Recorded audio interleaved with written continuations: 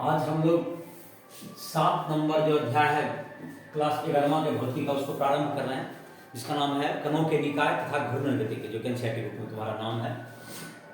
घूर्णन गतिकी का इंग्लिश हो सकता है तुम्हारा रोटेशनल डायनामिक्स। घूर्णन गतिकी रोटेशन मैकेनिक्स भी कर सकते हो, यांत्रिकी कहें, इसमें गतिकी की भी चर्चा होगी, और यांत्रिकी में जैसे तुम्हारा होता है शुद्ध गतिकी, काइनेमेटिक्स का भी चर्चा होगा। तो पहले तो है तुमको कणों का, इस चैप्टर में जो पढ़ेंगे हम लोग, जो पिछले चैप्टर से भिन्न क्या है इसमें, ये जो चैप्टर में हम लोग पढ़ेंगे तो अभी तक जो पढ़ते थे एक कण, जो कोई भी क्वेश्चन होता था जो कि हम लोग बना पाते थे न्यूटन गति के नियम में, उसमें एक बिंदु वस्तु के लिए काम करते थे। पॉइंट ऑब्जेक्ट मतलब ऑब्जेक्ट है, उसका शेप और साइज कोई मतलब नहीं रखता, उसका रूप आकार इस सब से मतलब नहीं रखते। अब जैसे कि तुम देखते होगे, जैसे कि बक्सा वगैरह है, बक्सा को अगर कोई बड़ा सा बक्सा होगा, उसको कोई ऊपर से अगर कोई बल लगाएगा तो ऊपर से उसको घूमने की प्रवृत्ति होती है। तो अगर उसको एक बिंदु ऑब्जेक्ट मानेंगे तो इस तरह की गति का विश्लेषण नहीं कर पाएंगे। तो इस तरह के ऑब्जेक्ट को हम लोग तब एक दृढ़ पिंड के रूप में रखते हैं। तो ऐसा वस्तु जिसका कि क्या हो, शेप और साइज मतलब रूप और आकार क्या हो, एक निश्चित हो, और जिसे हम लोग एक बिंदु के रूप में क्या नहीं कर सके, नहीं मान सके, उसे हम लोग क्या कहेंगे, उसे हम लोग दृढ़ पिंड कहते हैं। तो पहले दृढ़ पिंड की चर्चा होगी, और बहुत से कण से मिलकर बनता है दृढ़ पिंड में बहुत से कण हैं। तो पहला एक बिंदु चर्चा कर लेते हैं दृढ़ पिंड का। इसका हो गया इंग्लिश रिजिड बॉडी। वैसा वस्तु जिसका रूप और आकार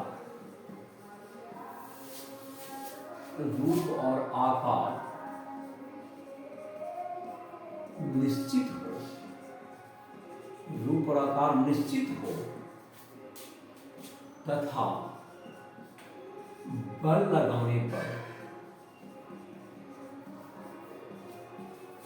उसके विभिन्न बिंदुओं या विभिन्न कणों कहें, विभिन्न कणों की आपेक्षिक स्थिति अपरिवर्तित रहती है,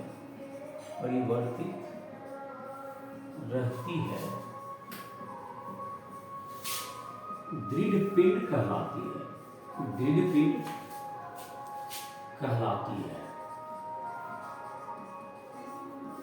पिंड कहलाती है। तो दृढ़ पिंड का ये परिभाषा हो गया तुम्हारा कि तुमको इसका क्या हो जाएगा कि जब वस्तु का आकार क्या हो, निश्चित हो। जैसे कि एक अभी जैसे बता रहे थे, एक वस्तु है, तुमको इसका जो है तुमको एक इसका लंबाई होगा कुछ, इसका लंबाई, इसकी चौड़ाई मान लेते हैं b हो गई ब्रेड्थ, और लंबाई l हो गया, आयताकार है ये।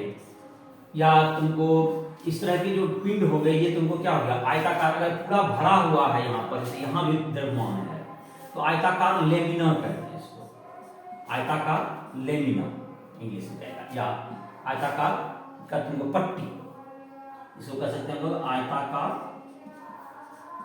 पट्टी या लेमिना कहते हैं इसको,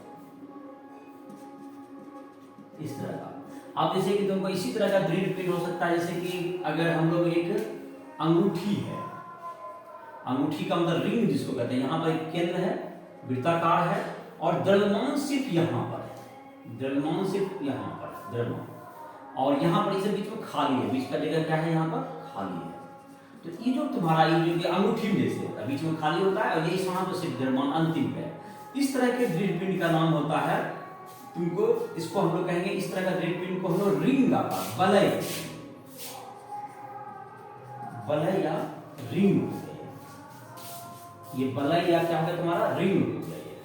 और तुमको दूसरा जो होगा तुमको, और इसी में जैसे रहेगा कि यहाँ पे वृत्त है, और इसमें अगर पूरा क्या कर दिया जाए, इसमें भर दिया जाए मटेरियल से, इसको मटेरियल से अगर क्या कर देंगे, यहाँ पे सिक्का हम जैसे होता है कॉइन में, तो उसको जब वृत्ताकार वलय या रिंग नहीं कहेंगे, तो उस स्थिति में जैसे इसी को जो है, इसी में जैसे हर जगह मटेरियल भर देंगे इसको, जैसे कि आयताकार लेना था, ये हो जाएगा वृत्ताकार लैमिना हो गया, लेकिन इसको कहते हैं हम लोग, इसका एक अलग से नाम देते हैं। यहाँ भी मटेरियल हर जगह बढ़ा हुआ है, यहाँ पर हर जगह सिक्का मतलब जैसे कॉइन में, तो ये तुमको कहेगा वृत्ताकार।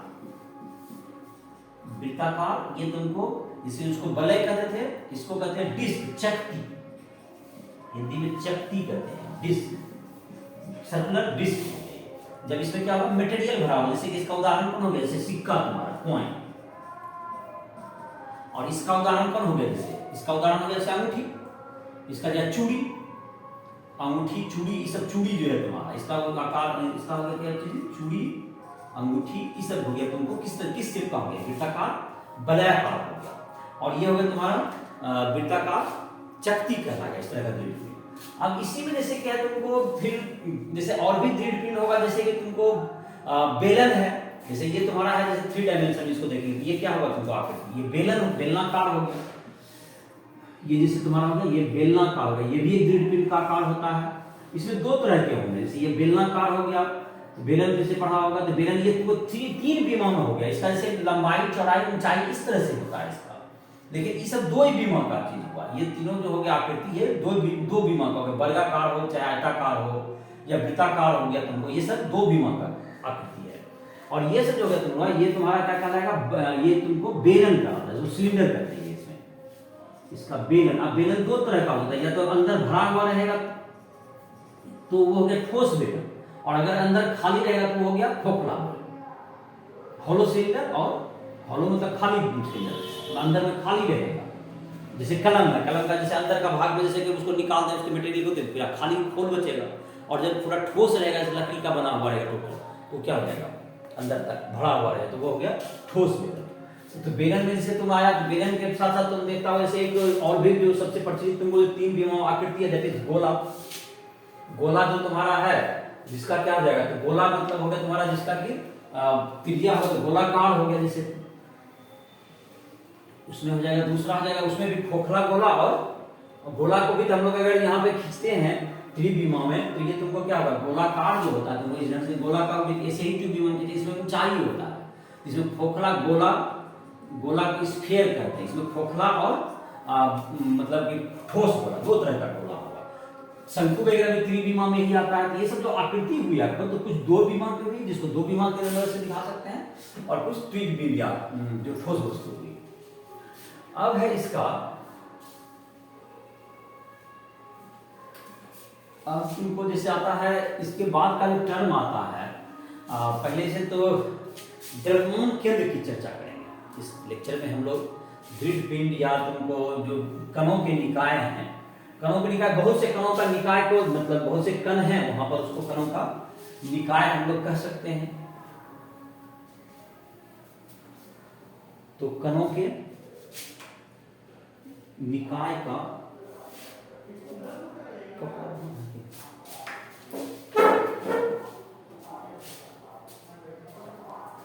कणों के निकाय का तुमको हो जाएगा यहां पर।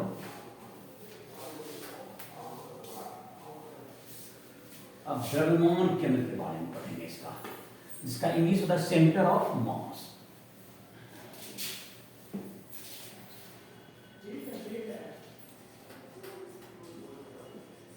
द्रव्यमान केंद्र,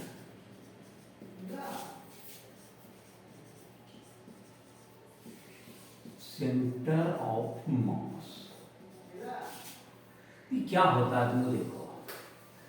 किसी निकाय का, किसी कणों के निकाय या दृढ़ पिंड का द्रव्यमान, किसी कणों के निकाय, कणों के निकाय, दृढ़ पिंड भी कणों का निकाय ही है, किसी कणों के निकाय का द्रव्यमान केंद्र, का द्रव्यमान केंद्र वह बिंदु है, बिंदु है जिस पर उस निकाय का, जिस पर उस निकाय का, निकाय का द्रव्यमान केंद्रित समझा जा सकता है।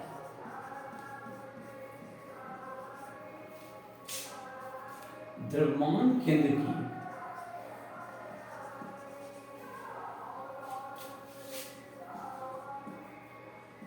की स्थिति को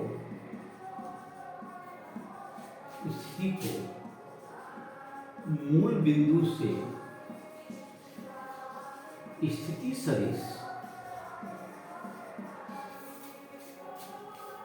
सदिश के रूप में निम्न प्रकार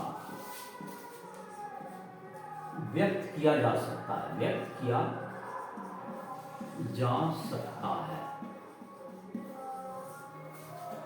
तो अगर तुमको मान लेते हैं कि जैसे कि किसी यहां पर अगर मूल बिंदु है, इसमें एक कण है जिसका कि यहां से जो स्थिति है m1 है, यहां पर एक कण इसका स्थिति यहां से r1 वेक्टर है।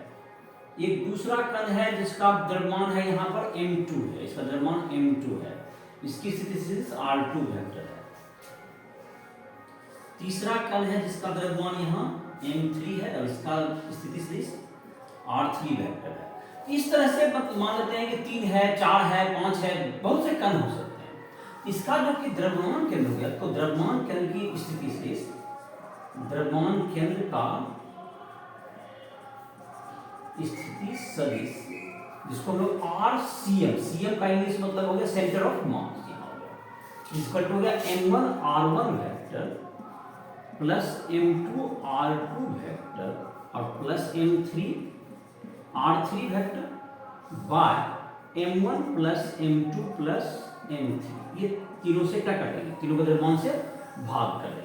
इस ढंग से RCM का मतलब इसका जो 3 है तो 3 का निकाल दिए, इस सूत्र के मुताबिक n रहेगा तो n तक का जोड़ दीजिए, जब रहेगा बड़ी उसका जोड़ के निकाल सकते हैं। और अगर इसको सदिश को हम लोग चाहें तो नियामक ज्याप के रूप में भी व्यक्त कर सकते हैं। एक विमा है तो x नियामक से काम चल जाएगा, 2 विमा xy नियामक, 3 विमा में है तो xy z नियामक। तो स्थिति सदिश को द्रव्यमान केंद्र को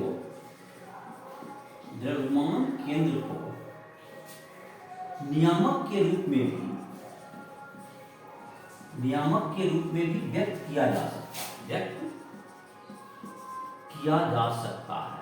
अब जैसे कि हम लोग इसको अलग अलग उदाहरण से हम लोग जैसे देखते हैं, अगर एक पिंड में 2 निकाय है तो उसका कैसे निकालेंगे, तो इसको हम लोग अलग से निकाल सकते हैं। एक पिंड में एक निकाय में जैसे 2 है द्रव्यमान केंद्र, तो कैसे इसको अप्लाई करेंगे, तो इसको देखते हैं, इसको अलग अलग करके हम लोग इसका डिटेल पढ़ते हैं।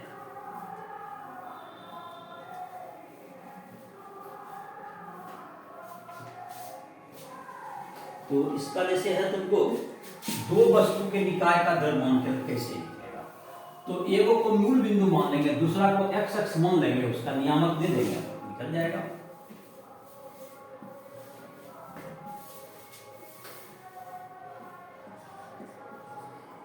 दो वस्तु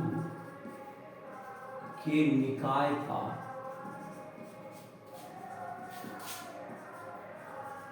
द्रव्यमान केंद्र,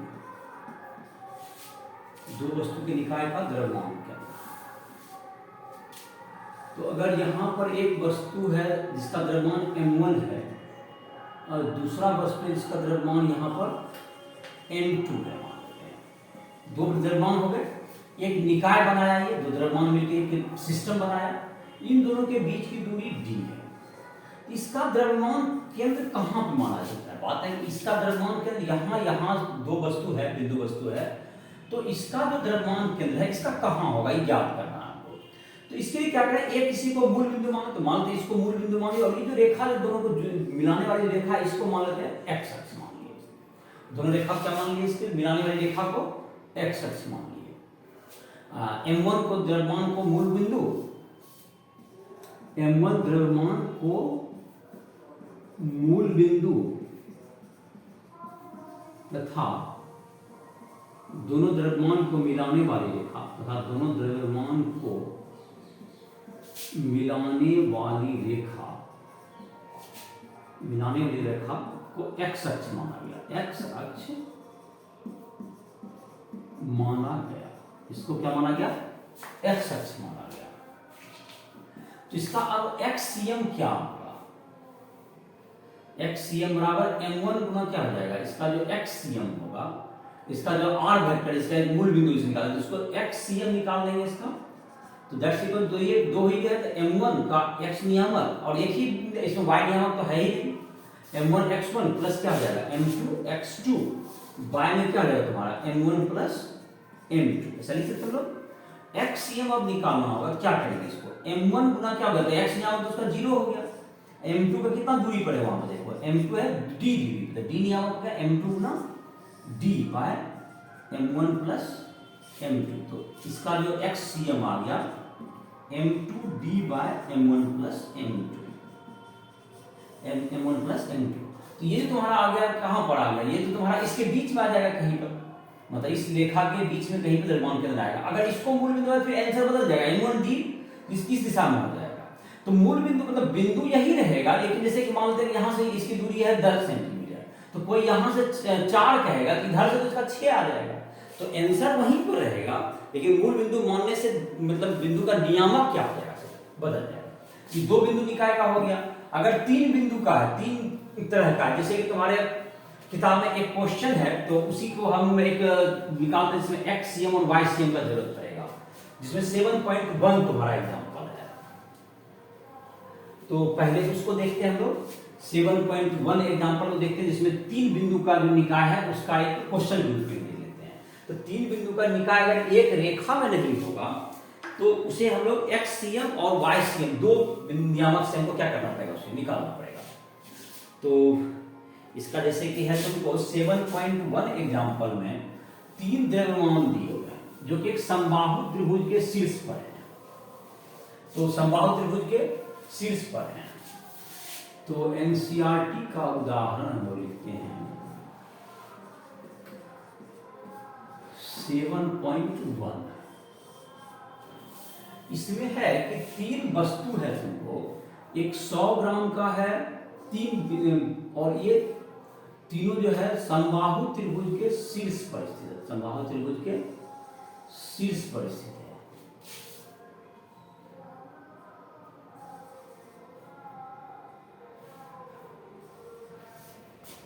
ये 100 ग्राम का है, ये 150 ग्राम का है, और ये तुमको 200 ग्राम का है, यहाँ पर मान लेते हैं, यहाँ पर ये 200 ग्राम का है। और इसको अगर मूल बिंदु मान लिया, तुम्हारी किताब में जिसको मूल बिंदु लिया गया है उसी के आधार पर बनाते हैं, और इसको x अक्ष ले लीजिए, इस रेखा को क्या ले लीजिए x अक्ष। तो जाहिर है कि y अक्ष तो इधर होगा तुमको, इसमें y भी है, तुमको y ऊंचाई में भी जा रहा है, तो इसमें x नियामक और किसकी जरूरत पड़ेगी हमको, y नियामक, दोनों की जरूरत पड़ेगी।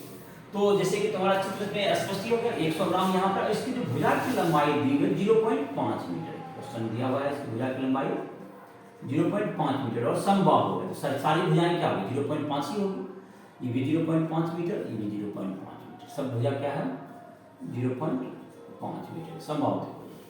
तो अब जैसे इसका जो नियामक है इसका निकालना है हमको, तो ये जो तुम्हारा होगा देखो x नियामक निकालो, तो इसका x नियामक क्या होगा, तो यहां से जब समबाहु त्रिभुज जब यहां से लंब डालेंगे तो ये इसको समविभाजित करके, ये इसका ये जो नियामक होगा इसका क्या होगा, ये समविभाजित करके इसका, और ये 60 डिग्री है, तो इससे के आधार पर cos 60 लगा के इसका वैल्यू निकाल भी सकते हैं, लेकिन समविभाजित करें इसका तो आधा होगा, ये 0.5 है, 0.5/2 हो जाएगा, इसका x नियामक 0.5/2 हो जाएगा। और जहां तक कि y नियामक की बात है, जब y नियामक भी निकालना पड़ेगा, जब y नियामक निकालेंगे हम लोग, तो y नियामक निकालेंगे, इसकी ऊंचाई की जरूरत पड़ेगी हमको, तो ये जो ऊंचाई यहाँ पर y दिशा में कितना दूर गया, तो इसको निकालने के लिए अगर हम इसको मान लें, इसको मानते हैं a, इसको तो o मान लिया, मान लेते हैं, चलो o मान लिया, तो इसको मान लेते हैं a, और इसको मान लेते हैं यहाँ पर b। तो a से यहाँ पे लंब डाला, इसका नाम मान लेते हैं al, तो al कितना होगा, इसको निकाल लेते हैं, y नियमक में हमको काम आएगा, तो al बराबर रूट अंडर क्या हो जाएगा तुम्हारा, कर्ण हो गया इसका जो है तुम्हारा, ये वाला हो गया तुम्हारा OA हो गया, OA का स्क्वायर माइनस OL का स्क्वायर, तो OA मतलब कितना होगा 0.5 है भुजा, माइनस इसका तो होगा 0.5/2 का स्क्वायर, ऐसा लिख सकते हैं हम लोग। तो 0.5 का स्क्वायर चाहोगे तो कॉमन ले लो, 0.5 का स्क्वायर रूट के अंदर ही ले लो, 0.5 का स्क्वायर क्या लेते हैं कॉमन, हाँ, 1 बच गया इधर, 1/2 का स्क्वायर मतलब 4 बच गया। 0.5 का स्क्वायर में 0.5 बाहर निकल गया और इसका लघुत्तम ले लेंगे तो 3/4 तो √3/2 ये y है। तो इसका जरूरत पड़ेगा हमको y में। चलो देखो अब एक्ससीएम निकालते हैं, पहले दोनों का मान निकाल लिए, इसका अब निकाल के देखते हैं एक्ससीएम क्या होगा। फार्मूला है हमारा 3 उपकरण है तो m1 x1 होगा जोड़ m2 का फिर एक नियामक मान लेते हैं x2 जोड़ m3 x3 बाय m1 जोड़ m2 जोड़ m3 तीनों का जोड़। m1 तो 100 ग्राम को मान लिए तो 100 ग्राम गुना 0 जो 150 वाला कितना दूरी पर है 0.5 और 200 वाला है 0.5 बटे 2 बटे हो गया 100 जो 150 जो 150 मतलब प्लस 200 m1 जोड़ m2 जोड़ m3 और तो 100 वाला की 0 हो गया 0 जोड़ 150 गुना 0.5 मतलब 150 में 0.75 हो गई और 200 गुना 0.5 बटे 2 तो ये हो गया 50। ये कितना हो गया तुमको 50 22 जोड़ कितना हो गया इसका 100 जोड़ 200 300 और 450 हो गया 450। 75 जोड़ कितना होगा तुमको 50 125 125 बटे कितना होगा तुमको 450 ना। इसको काट देंगे 25 से काट देंगे तो 25 से ये 5 हो गया और 25 से ये कट जाएगा 9 बार में 25 से कट जाएगा ये 18 बार में ये कट गया 18 बार तो 9 मतलब हो गया 5 बटे 18 मीटर। तो ये तुम्हारा एक्ससीएम निकल गया। तो एक्ससीएम में क्या किया समझ में आ गया होगा कि m1 गुना क्या होगा तुमको x1 कोऑर्डिनेट इसका जो x कोऑर्डिनेट देखो 0 है तुम्हारा और इस देखो x एक्सिस पर ही है तुम्हारा कितना दूर पर है ये वाला 150 वाला 0.5 मीटर पर और इसका जो x नियामक होगा 200 वाला देखो ये इतना दूर तक है x नियामक 0.5 बटे 2 आधा तक है और ये जो निकाला है इसका ycm में काम पड़ेगा इसका ycm हम निकाल देते हैं। तो ये 0.5 गुना √3/2 यही है तुम्हारा तो 0.5 गुना √3/2 चलो तो यहीं पर निकाल दो तो ycm लिखते हैं यहाँ पर। तो ycm क्या हो जाएगा हमारा m1 y1 जोड़ m2 y2 जोड़ m3 y3 बाय m1 जोड़ m2 जोड़ m3। तो m1 तो 100 ग्राम है 100 गुना तो y नियम उसका 0 ही है y नियम पर गया नहीं प्लस 150 वाला का भी y नियम क्या है तुम्हारा 0 ही है तो और 200 वाला का x नियम कितना आया 0.5 गुना √3/2 0.5 गुना √3/2 तो 0.5/2 का तो ये 50 √3 हो जाएगा ठीक। अब 50 √3 100 जोड़ 200 जोड़ 100 जोड़ 150 जोड़ 200 ये दोनों 0 हो गया 0 प्लस 50 √3 इसका कैलकुलेशन हो जाएगा 50 √3/450 तो √3/9 √3/9 या 1/3√3 मीटर। ये तुम्हारा x नियामक और y नियामक इसका निकल गया। तो बनाने के लिए सीख गया होगा x नियामक इसमें 3 कण था तो इसमें x और y तीनों नियामक की जरूरत x और y दोनों नियामक की जरूरत है ये 3 कण की। इसी तरह और भी कण रहेगा जिसका भी x y नियामक और अगर z x रहा तो z x की जरूरत पड़ेगी z x से देंगे प्रश्न तुमको नहीं देंगे तो अगर नियामक दिया हुआ है तो उसका z भी निकाल देंगे जैसे कि तीनों का नियामक लिख दिया इसका x का इतना है y का इतना है 1 2 3 4 5 6 इस तरह से नियामक दिया निकाल सकते हैं। अब है तुमको किसी पिंड निकाय का तुमको जबकि ये तुमको निकल गया जबकि 3 कण वाला हो गया।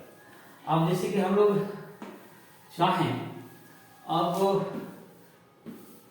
कोई सतत बड़ी है सतत मतलब कि हर जगह कण है उसमें ढेर कण है जैसे कि मान लेते हैं सतत दृढ़ पिंड का द्रव्यमान इसका द्रव्यमान केंद्र कहां होगा सतत द्रव्यमान का द्रव्यमान केंद्र तो ये जो सतत द्रव्यमान का जो द्रव्यमान केंद्र निकालना है तो जैसे कोई वस्तु है जैसे तो इसका जैसे कि निकालना है हमको द्रव्यमान केंद्र कहां होगा तो इसका द्रव्यमान केंद्र इसके ज्यामितीय सेंटर पर ही होता है इसका द्रव्यमान केंद्र, जैसे इसको निकालने के लिए इसका द्रव्यमान केंद्र इसके कहाँ पर होगा, जैसे क्या होगा, तुमको एक जैसे एक तर्क कैसे दे सकते हैं, मान लेते हैं कि ये तुमको केंद्र से जाना है, तो दोनों तरफ देखें तो इसके दोनों साइड अगर केंद्र है, बीचों बीच है, तो इसके ऊपर और नीचे एक जैसा आकृति दिखेगा। इसके ऊपर और नीचे क्या दिखेगा, अगर एक जैसा बराबर जैसा आकृति दिखेगा, जितना जैसा ऊपर वैसा नीचे, तो इस लाइन पर ही द्रव्यमान केंद्र, ऐसा कर सकते हैं, इस लाइन पर ही क्या होगा, द्रव्यमान केंद्र होगा। इसी तरह से इसी तर्क पर कोई अगर इस ढंग से काट देता है तो यह भी कहेगा कि ये द्रव्यमान केंद्र इस पर होगा, क्योंकि यहां से भी तुमको इस ढंग से देखे, जैसा इस साइड दिखता है वैसा ही इसके राइट साइड दिख रहा है। तो यह कोई जैसे इसके जैसा ऊपर जैसा दिख रहा है, सिमेट्री के एक जैसा, उस वैसा ही क्या दिख रहा है, इसके नीचे दिख रहा है। तो यह दावा कर सकता है द्रव्यमान केंद्र इस पर ही बीचों बीच ही पड़ना चाहिए। अब उसी तरह का तर्क एक दे रहा है कि जब इधर से एक लाइन खींचे तो इसमें भी कह रहा है इस लाइन पर भी बिल्कुल सिमेट्रिक है, इधर जैसा इधर वैसा इधर। तो एक व्यक्ति कह रहा है द्रव्यमान केंद्र इस पर होगा और एक कह रहा है द्रव्यमान केंद्र इस पर होगा। तो इन दोनों रेखा पर तो एक ही बिंदु है जो कैसा संभव है कि यह अगर दोनों बात सही है कि ये इस पर द्रव्यमान केंद्र होगा और इस पर द्रव्यमान केंद्र होगा, तो इसका द्रव्यमान केंद्र, इसका मतलब है कि तुमको यह इसमें तो केंद्र द्रव्यमान केंद्र एक बिंदु है, तो इन दोनों पर, इस पर भी होगा और इस पर भी होगा। यह बात सही कब हुआ, जब द्रव्यमान केंद्र ये हो जाए, अदरवाइज तो कोई संभव है ही नहीं, क्योंकि दोनों रेखा पर जो होगा, आपका कहना है कि इस पर भी रहेगा द्रव्यमान केंद्र होगा और इस पर भी होगा, इन दोनों को संतुष्ट करने एक ही बिंदु है जो ये बात सही क्या हो सकता है, और तो यही बिंदु क्या होगा, इसका द्रव्यमान केंद्र होगा। इसका मतलब इसका द्रव्यमान केंद्र और ज्यामितीय केंद्र क्या होगा, द्रव्यमान केंद्र और ज्यामितीय केंद्र सेम होगा, ज्यामितीय केंद्र समान होगा। एक समान अगर तुमको ये तुमको एक समान रूप से द्रव्यमान, समान द्रव्यमान वितरण होना चाहिए, समान द्रव्यमान वितरण मतलब कहीं भारी हल्का नहीं होना चाहिए, सब जगह एक समान द्रव्यमान का होना चाहिए। तो इसका मतलब इसका जो ज्यामितीय केंद्र है उसी पर होगा। ये तक समझ में आ गया, जैसे कि एक कहना है कि इधर होगा, इस पर लाइन पर होगा, एक कहना इस लाइन पर होगा, तो जाहिर है कि इसका यहीं पर होगा, दोनों बात में यही दिख रहा, और जो इसका ज्यामितीय केंद्र भी है। अब जैसे यही बात हम लोग कर सकते हैं, एक बात है वृत्ताकार है, तो वृत्ताकार है इसे, तो यहां भी तुमको वही तर्क होगा, इसका एक अगर इधर से ले लें, एक व्यास होगा, एक व्यास इधर से, इसमें इधर भी दिखता है सेम, इधर भी दिखता है सेम, इस लाइन पर होगा, ऐसा कर सकता है। अब इसी तर्क पर कहेंगे इस लाइन पर भी होगा, ये भी व्यास है, ये दोनों क्या होगा तुम्हारा, ये भी व्यास है और ये भी व्यास ही है, तो ये दोनों तुम्हारा जो होगा, तो ये दोनों पर क्या होगा, ये दोनों पर होगा, तो इसका मतलब कहां पर होगा, दोनों का जो कटान बिंदु वहीं पर होगा, तो इसका मतलब ये कहां पर होगा, यही द्रव्यमान केंद्र होगा, यही क्या होगा तुम्हारा द्रव्यमान केंद्र, ज्यामितीय केंद्र दोनों क्या होगा, एक ही जगह हो गया। तो सतत द्रव्यमान वितरण होगा, तो इसका ज्यामितीय केंद्र और द्रव्यमान केंद्र क्या होता है, तुमको समान हो जाता है। जैसे इसके लिए तुमको समझने के लिए और एक आध दो उदाहरण है तुमको, जो कि 7.2 और 7.3 उससे क्लियर कर देते हैं। और नहीं तो सतत द्रव्यमान वितरण के लिए फिर नहीं तो इंटीग्रेशन करना पड़ता है, जो कि तुम्हारे एनसीईआरटी बुक के सिलेबस से बाहर है, इसलिए उसकी चर्चा नहीं करेंगे। जैसे तुम इंग्लिश वाला वीडियो देखा होगे, अगर इसी का जो हमारा राष्ट्रीय एक्ट का जो तुम्हारा इंग्लिश मीडियम में जो वीडियोज दिए हुए हैं, उसमें इंटीग्रेशन करके जो है कंटीन्यूअस डिस्ट्रीब्यूशन के ही बताया था, जिनको उसको पढ़ना होगा उसमें पढ़ सकते हो, और इस क्लास में इंटीग्रेशन वाली चर्चा नहीं की जाएगी। तो यहाँ पर देखो, जैसे कि यहाँ पर बात करते हैं, उदाहरण 7.2 का बात करते हैं, एनसीईआरटी उदाहरण 7.2। तो 7.2 में क्या है, उसमें दिया हुआ है कि तुमको तीन द्रव्यमान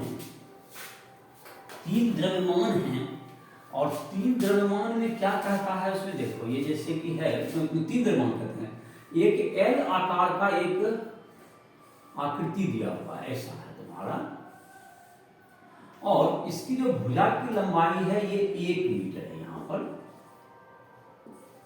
और ये भी क्या है तुम्हारा 1 मीटर है, और यहां से यहां तक का ये 0.5 मीटर है, आधा पर है, और यहां से यहां भी क्या है, ये 0.5 मीटर है। तो ये जो तुम्हारा हो गया, तो इसका इस निकाय का द्रव्यमान केंद्र कहां होगा ये बताना है। ये जो आकृति एक बना हुआ है, इसका द्रव्यमान केंद्र कहां होगा, तो इसका द्रव्यमान केंद्र निकालने के लिए मान लेते हैं इसको मूल बिंदु मान लेते हैं। ये सब जगह भरा हुआ है, ध्यान रहे ये सब जगह क्या है आकृति में सब जगह भरा हुआ है, कंटिन्यूअस बनी है एल आकार का द्रव्यमान है। इसका द्रव्यमान केंद्र निकालने के लिए मानते हैं इसको मूल बिंदु मान लो, इसको क्या मान लेते हैं एक्स अक्ष मान लो और ऊपर क्या मान लो इसको इस रेखा को वाई अक्ष मान लिया। तो बात है इसमें तो ऐसा तो नहीं कि इसमें तीन गो द्रव्यमान यहाँ है कि अनंत द्रव्यमान है, यहाँ पे इन्फिनिटी नंबर ऑफ द्रव्यमान है। तो इसको कैसे बनाएं? यहाँ पर समस्या है कि यहाँ पे 2 या 3 या 4 5 द्रव्यमान नहीं है, यहाँ पर यहाँ सब जगह क्या भरा हुआ है द्रव्यमान है, तो अनंत द्रव्यमान है।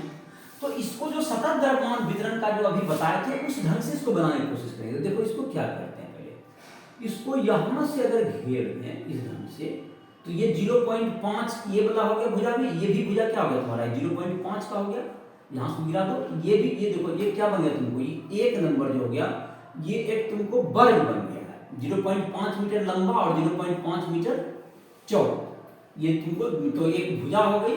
तो ये तुम्हारा क्या बन गया एक द्रव्यमान, द्रव्यमान 1 कर सकते, द्रव्यमान 2 कर दो इसको, और इसको क्या करो द्रव्यमान नंबर 1 कर सकते, इसको द्रव्यमान नंबर 1, और इसको क्या कर सकते द्रव्यमान नंबर 3, इसको इसका क्या नाम है 3 को द्रव्यमान में बट गया, ये 3 द्रव्यमान में क्या होगा पूरा बट गया। एक द्रव्यमान लगता है जो यहां से यहां तक है ऐसे, एक द्रव्यमान है जो इस ढंग से है तुमको, और एक द्रव्यमान ऐसे बढ़ गया, और तीनों का देखो लंबाई चौड़ाई बराबर है और समान द्रव्यमान वितरण है, तीनों का द्रव्यमान भी बराबर होगा। तो अगर ये 3 kg का है तो इसका द्रव्यमान कितना हो गया होगा, इसका द्रव्यमान 1 kg हो गया होगा, तीनों भाग बढ़ गया तो इसका भी द्रव्यमान कितना हो गया हमारा 1 kg, और इसका भी द्रव्यमान हो गया होगा 1 kg, 3 भाग बढ़ गए 3 kg का है तीनों एक बढ़ गया।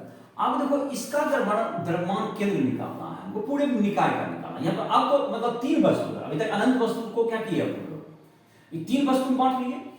एक अब बात है इसमें बहुत से अनंत कण है, तो इसका द्रव्यमान केंद्र तो ये बताया था इसके ज्यामितीय केंद्र पर होगा, इसका द्रव्यमान केंद्र यहाँ पर होगा, अभी जैसा समझा रहे थे इसका द्रव्यमान केंद्र यहाँ होगा, इसका द्रव्यमान केंद्र फिर कहाँ होगा यहाँ पर होगा, अपने केंद्र पर होगा इसका, और इसका द्रव्यमान केंद्र अपने केंद्र पर होगा। तो अब एक ढंग से हमारे पास 3, इसका द्रव्यमान यहाँ पर होगा, इसका द्रव्यमान यहाँ होगा, इसका द्रव्यमान 3 होता है, यही 3 बिंदु का हो गया तुम्हारा। तो अब हमारे पास 3 द्रव्यमान हो गए जो कि 1-1 किलोग्राम का हो गया। इसका निकाय का क्या हो गया, अब इसका नियामक निकालना है। तो इसका जो नियामक होगा ये देखो यहाँ से मूल बिंदु है कितना जाओगे 0.5/2, 0.5 का आधा जाओगे, क्योंकि 0.5 यहाँ तक आएगा 0.5/2, और ऊंचाई में भी कितना जाओगे 0.5/2। तो इसका नियामक क्या होगा 0.5/2 और 0.5/2। चलो इसका नियामक देखो यहाँ क्या होगा, इसका जो दूसरा का जो द्रव्यमान केंद्र का नियामक है इसका क्या होगा, यहां से यहां तक जाए 0.5, यहां से यहां तक कितना है दूरी तुम्हारा, ये पूरा था 1, तो 0.5 तो तुम चला ही गया, और 0.5/2 का इससे 0.5 का फिर आधा गया, तो 0.5 प्लस 0.5/2 तो 0.75 हो गया। ये 0.25 लिख देता बढ़िया रहता है, इसको 0.5/2 को क्या लिख देते हैं इसको 0.25, पहले तो काटे इनका, इसको लिखते हैं 0.25 प्लस 0.25 देते हैं 0.75, और ऊंचाई में कितना लिखते हैं 0.25। और इसी ढंग से इसका क्या हो जाएगा, इसका जो x नियामक होगा, इसका जो कि m3 का, तो ये तो सेवे जगह पर है, x नियामक तो सेवे लगा, तो 0.25, 0.5/2 को 0.25 लिख दिए, और जाहिर ऊंचाई में 0.75। अब 3 है, तीनों का निकाल देंगे हम लोग। तो देखो जैसे एक्ससीएम निकालते हैं, एक्ससीएम क्या जाएगा m1 गुना x1 जोड़ m2 गुना x2 जोड़ m3 गुना x3 बाय m1 जोड़ m2 जोड़ m3। तो m1 का मतलब 1 किलोग्राम का है, और उसका द्रव्यमान केंद्र कितना दूरी पर आएगा 0.5/2 को 0.25 को देते हैं, और दूसरा 1 kg वाला का क्या है 0.75। तीसरा जो मतलब है तुम्हारा इसका दूसरा ऊपर वाला का मान है, चलो दूसरा ऊपर वाला का मान नंबर 2, तो 1 गुना 0.225 है उसका, तीसरा जो इधर का है 0.75 बटे 1 जोड़ 1 जोड़ 1, 0.25 जोड़ 0.25 है ना, 0.25 जोड़ 0.25 इन दोनों का हो गया 0.5 हो गया, और जोड़ कितना हो गया 0.75, तो 1.25 बाय 3, ये हो गया तुमको 1.25 बाई 3। इसका कितना दिया हुआ है आंसर? 2.5/6, 5/12, 5/6 था आंसर, 5/6 मीटर। गलती हुआ कहीं, 1 इंटू, फिर से चेक कर लेते हैं, 1 इंटू 0. द्रव्यमान लगता है कि इतना दूर तक एक था। चित्र में यही द्रव्यमान दिया हुआ है, एक ये पूरा लंबा है कि आधे वाला एक है। फिगर मिला क्या? एक कहाँ से कहाँ तक? 5/6 मीटर। तो 5/6 ने 5/6 क्या है, कितना है मेरा? 5/6 ने वाला 3 है ना, तो 5/6 आने के लिए 2 सुना। तो ये लगता है कि यहाँ चित्र देखो, चित्र में ये पूरा एक नहीं है, ये ऐसे तक आधे तक होगा सर। ये जैसे होगा ना लंबाई, चित्र देख रहा है, चित्र है कम है, चित्र में क्या देख रहा है, यहाँ से कहाँ तक का 1 मीटर है? 2 मीटर। ये 2 मीटर होगा, इसीलिए आधा आंसर बता रहा। तो अब इसको पूरे सुधार करना पड़ेगा, जिसको हम सुधार नहीं करना है, मतलब तुम्हारा हमारा आंसर जो है, हमारा क्वेश्चन ये मतलब इसे डाटा बदल गया है, जो एनसीईआरटी बुक का जो डाटा है उसमें ये 2 मीटर ले रहा है, और हम लोग कितना लेके चल रहे हैं यहाँ पर 1 मीटर, इसलिए हमारा आंसर भी क्या आ गया है? आधा, मतलब 5/12 कितना आ गया? 5/12 आ गया, 5/12। मतलब हमारा डाटा क्या हो चुका है एनसीईआरटी बुक से? Data differ from NCERT book, data differ from NCERT book. Data मतलब ये ऐसे इसी तरह से बनेगा कि यहाँ पे 2 मीटर का था ये, इसको 1 मीटर हम ले लिए, तो जाहिर आंसर मेरा क्या हो जाएगा? आधा आ गया। 5/6 का बजाय कितना आ गया? 5/12। तो उसको डाटा चेंज नहीं करेंगे, अपना तुम लोग अपना कर सकते हो, फिर से बना लोगे। M1y1 जोड़ M2y2 जोड़ क्या होगा? फिर M3y3 बाय क्या होगा? M1 जोड़ M2 जोड़ M3। M1 कितना है तुम्हारा? 1 गुना फिर क्या होगा इसका? y कोऑर्डिनेट क्या होगा तुम्हारा? 0.25। फिर दूसरा का y कोऑर्डिनेट कितना होगा? 0.75। और तीसरा का हो गया 0.25 बाय 1 जोड़ 1 जोड़ 1। ये भी कैलकुलेशन करके 5/12 आ जाएगा हमारा। तो ये तुम्हारा डाटा इसलिए डबल मतलब डिफर करेगा, तो डाटा चूंकि उससे अलग हो गया। एक और उदाहरण दिया हुआ है जिसकी चर्चा कर देते हैं। एक और उदाहरण है 7.3। 7.3 में क्या है तुमको? उसमें दिया हुआ है, जो कि अभी तर्क दे रहे थे उसी को, एक त्रिभुजाकार लेमिना लिया गया है, त्रिभुजाकार शेप का लेमिना है, उसका द्रव्यमान केंद्र कहां पर होगा?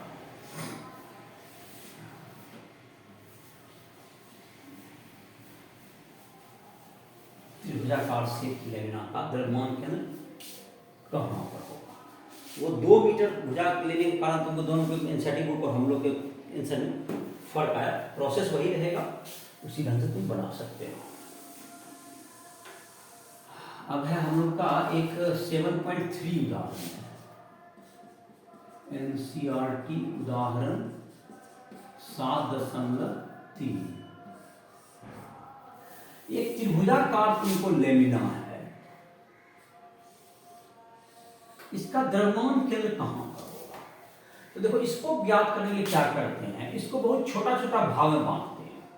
जैसे इसके लिए तर्क देखो क्या है, जैसे इसको बहुत से छोटा छोटा भाग में बांटते हैं कि यहाँ पर बनाए तो इसका छोटा सा बना, फिर यहाँ बनाएंगे, इसी तरह से छोटा छोटा भाग में क्या करते चलेंगे इसको। इसका अपने सेंटर पे होगा, इसका अपने केंद्र पर होगा, इसका भी क्या होगा? अपने केंद्र पर होगा, सबका अपना अपना केंद्र पर होगा। इसको मिला दे तो इसका द्रव्यमान केंद्र, इसका मतलब कहाँ पर आ जाएगा तुम्हारा? यहाँ से इसमें एक लाइन में आ जाएगा। जैसे सबका द्रव्यमान केंद्र अपने अपने केंद्र पर होगा, ऐसा कर सकते हैं हम लोग। अपने अपने द्रव्य केंद्र पर सबको मिलाएंगे तो क्या मिल जाएगा? द्रव्यमान केंद्र इसी रेखा पर होगा। इसी तर्क पर जैसे कि अभी बताते हैं, एक तरफ फिर यहाँ से काटो तो इसका द्रव्यमान केंद्र यहाँ होगा, ऐसा कर सकते हैं। इसका फिर द्रव्यमान केंद्र इधर से भी कट जाएगा, इसका द्रव्यमान केंद्र यहाँ होगा। इसी तरह से फिर इधर से भी काट जाएगा, इसका द्रव्यमान केंद्र। और तो अब द्रव्यमान केंद्र कहाँ होगा? जैसा अभी तर्क देते दोनों के क्या होगा? कटान बिंदु पर ही होगा। जैसे कहने का मतलब जो त्रिभुज हुआ, एक तरफ शायद इसका द्रव्यमान केंद्र ये माध्यिका हो गया, ये एक माध्यिका हुआ, ये क्या हुआ? ये माध्यिका हुआ, और इधर से दूसरा माध्यिका आया, तो ये दोनों का माध्यिका, ये भी माध्यिका है, माध्यिका में बराबर भाग मारना। माध्यिका के तुमको कटान बिंदु पर होगा। माध्यिका के कटान बिंदु को हम लोग कहते हैं गुरुत्व केंद्र। केंद्र, केंद्रक, या दो नाम होता है, गुरुत्व केंद्र, केंद्रक या केंद्र, इसको सेंट्रॉइड भी कहते हैं। इसका जो त्रिभुजाकार है इसका सेंट्रॉइड पे होगा। अगर समबाहु त्रिभुज के तरह का होगा तो इसका सब केंद्र एक ही होगा। जैसे कि वृत्त में, त्रिभुज में बहुत से केंद्र का मतलब जैसे कि होता है अंतः केंद्र है, इन सेंटर कहते हैं, केंद्रक है जैसे सेंट्रॉइड हो गया। उसी ढंग से तुमको क्या कहते हैं, तुमको मतलब कि परिगत वृत्त जाने के लिए अलग से तुमको केंद्र होता है, सर्कम सेंटर कहते हैं, परिकेंद्र कहते हैं। इससे अलग अलग केंद्र होते हैं, लेकिन ये किस पे होगा, तुमको माध्यिका का जहां कटान बिंदु होगा वहां पर होगा, जिसको हम लोग क्या कहेंगे, कटान बिंदु, माध्यिका का कटान बिंदु, माध्यिका का कटान बिंदु, दैट इज उसका नाम क्या होता है, केंद्र। उसी पर होगा किसी त्रिभुजाकार फलक का द्रव्यमान केंद्र वहां पर होगा। तर्क समझ में आ गया कि जैसे क्या बताया कि यहाँ पर जैसे इधर से, जैसे एक बार से इधर से स्ट्रिप लिए, ये कसरत को छोटा सा पार्ट में बांटते हैं, छोटा छोटा पार्ट में बांटा, इसका द्रव्यमान केंद्र अपने केंद्र पर होगा, इसका द्रव्यमान केंद्र अपने केंद्र पर, इसका द्रव्यमान केंद्र अपने केंद्र पर होगा। तो इस ढंग से मिलाते रहेंगे, इसका द्रव्यमान केंद्र ऐसे हो जाएगा, इस रेखा पर होगा। फिर इसी टाइप से इधर से काटे, इसका द्रव्यमान यहाँ होगा, यहाँ होगा, इधर से कट जाएगा, इस रेखा पर होगा। इसका मतलब माध्यिकाओं के कहाँ पर होगा, ये कटान बिंदु पर ही उसका केंद्र, द्रव्यमान केंद्र स्थित होगा। तो ये तुम्हारा उसका तर्क था जो 7.3 हो गया। अब है तुमको क्वेश्चन, तुमको तो ये तुम्हारा 3 क्वेश्चन था, ये तो हो गया तुम्हारा। अब जो नेक्स्ट टॉपिक है द्रव्यमान केंद्र की गति, चलो उसका द्रव्यमान केंद्र की गति का भी चर्चा कर लेते हैं।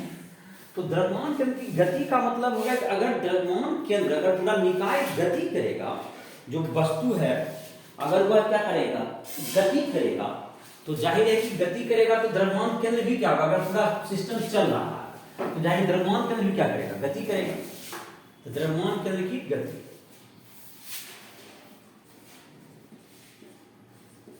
द्रव्यमान केंद्र की गति, तो इसका जो स्थिति सदिश होता है, द्रव्यमान केंद्र की स्थिति सदिश, जिसका कभी हम लोग फॉर्मूला निकाले थे, क्या चीज, m1 r1 vector plus m2 r2 vector plus m3 r3 vector by m1 plus m2 plus m3। अब इसे अवकलन करते हैं, अब इसे क्या कर देते हैं हम लोग, डिफरेंशिएट करके इसका वेलोसिटी निकालते हैं, विस्थापन के परिवर्तन की दर को वेग करते हैं, विस्थापन के परिवर्तन की दर वेग कहलाती है। द्रव्यमान केंद्र का वेग, द्रव्यमान केंद्र का वेग Vcm बराबर क्या आ जाएगा, d/dt RCm, ऐसा लिख सकते हैं। तो Vcm बराबर क्या होगा हमारा, d/dt m1 r1 vector plus m2 r2 vector plus m3 r3 vector bye में क्या होगा तुम्हारा, m1 plus m2 plus m3। अब इसको जैसे डिफरेंशिएशन करेंगे तो इसका डिफरेंस देखिए, तो ये तो कांस्टेंट है, बाहर आ जाएगा, फिर m1 बाहर निकल जाएगा, m1 और ये क्या बनेगा, इसका वेलोसिटी dr1/dt को v1 कह सकते हैं, m1 v1, तो Vcm बराबर बन जाएगा मेरा m1 v1 plus m2 v2 plus m3 v3 by m1 plus m2 plus m3। तो ये तुम्हारा वेलोसिटी का बन जाएगा। Velocity of centre of mass के लिए क्या कर सकते हैं हम लोग, इसका velocity of centre of mass क्या होगा तुम्हारा, Vcm बराबर m1 v1 वेक्टर जोड़ m2 v2 वेक्टर जोड़ m3 v3 वेक्टर बटे m1 जोड़ m2 जोड़ m3। इसी प्रकार वेग के परिवर्तन की दर को क्या कहते हैं लोग, त्वरण कहते हैं। तो ये Vcm का डिफरेंशिएशन हो गया, m1 v1 जैसे कि उसमें स्थिति सदिश में निकालने के लिए जैसे वेलोसिटी निकालना है तो इस तरह से निकाल सकते हैं लोग। अब अगर त्वरण की बात करें तो त्वरण क्या होता है, वेग के परिवर्तन की दर को हम क्या कहते हैं, त्वरण कहते हैं।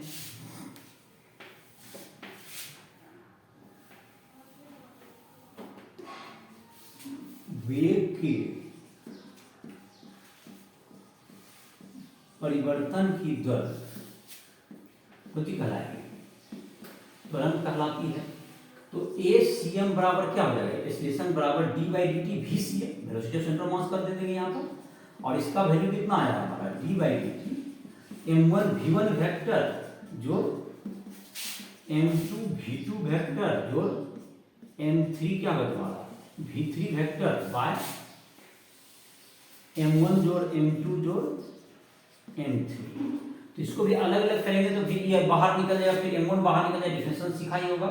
तो ये हो जाएगा m1 a1 ACM बराबर हो जाएगा तुमको m1 पार्टिकल का एक्सीलरेशन जोड़ m2 पार्टिकल का फील्ड एक्सीलरेशन जोड़ m3 a3 बाय m1 जोड़ m2 जोड़ m3। तो अब यहां पर देखो क्या है, ये जो इसको अब इसको थोड़ा सा और इसको डिटेल करें, इसको इधर डाल m1 जोड़ m2 जोड़ m3 है गुना ACM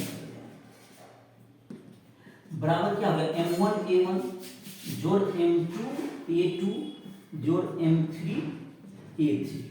तो ये द्रव्यमान का ये कुल निकाय का कुल द्रव्यमान को अगर m मान लें, निकाय का कुल द्रव्यमान है, सब जितना द्रव्यमान है सब का जोड़ हो गया, तो उसको m मान लें। m गुना ACM बराबर क्या होगा F1 पहला टर्म पर लगने वाला बल जो F2 द्रव्यमान गुना ma बराबर क्या था, बल होता है F बराबर ma जो F3। तो ये क्या निकल गया, ये F कुल बल हो गया, कुल बाहरी बल, ये कुल क्या हो गया तुमको m गुना ACM, m गुना क्या होगा तुम्हारा एक्सीलरेशन सेंटर ऑफ मास बराबर F बाहरी बल, कुल बाहरी बल, कुल बाहरी बल। तो कुल बाहरी बल जो होता है तुमको F एक्सटर्नल, F बाहरी बल जो होगा बराबर m गुना ACM, m गुना ACM, m हो गया निकाय का कुल द्रव्यमान,